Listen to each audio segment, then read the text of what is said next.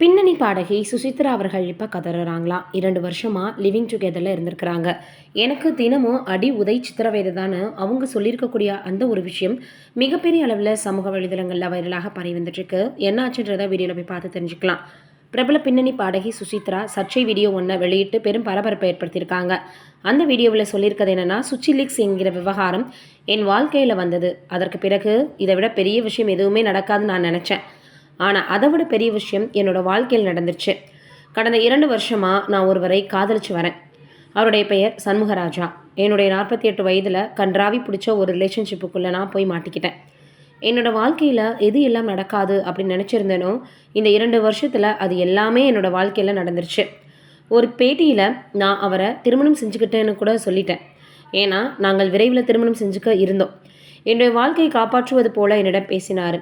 தனுஷ் உன் வாழ்க்கை கெடுத்துட்டான், கார்த்திக் ராஜாவால் உன் வாழ்க்கை போயிடுச்சு.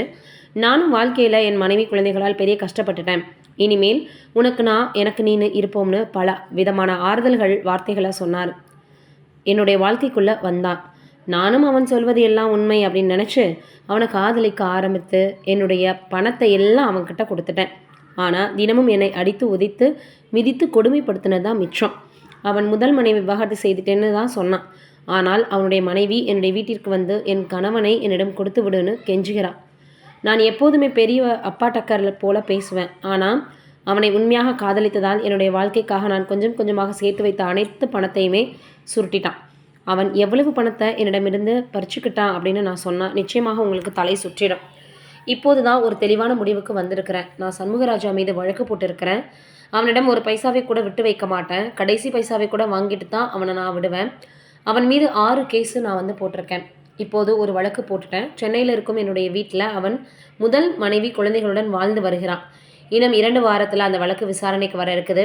இதனால் என்னை அடித்த மிகப்பெரிய அளவில் அப்படி ஒரு மோசம் பண்ணவனுக்கு நிச்சயமாக நான் தண்டனை வாங்கி தருவேன். அடிக்கடி நீதிமன்றத்தில் என்னை நீங்கள் இனிமேல் பார்க்கலாம் அப்படின்னு இப்போ சுசித்ரா அவர்கள் சொல்லியிருக்கிறது மிகப்பெரிய அளவில் சமூக வலைதளங்களில் வைரலாக பரவி வந்துட்டுருக்கு. நீங்கள் என்ன நினைக்கிறீங்கன்றதை கமெண்ட்டில் சொல்லுங்கள்.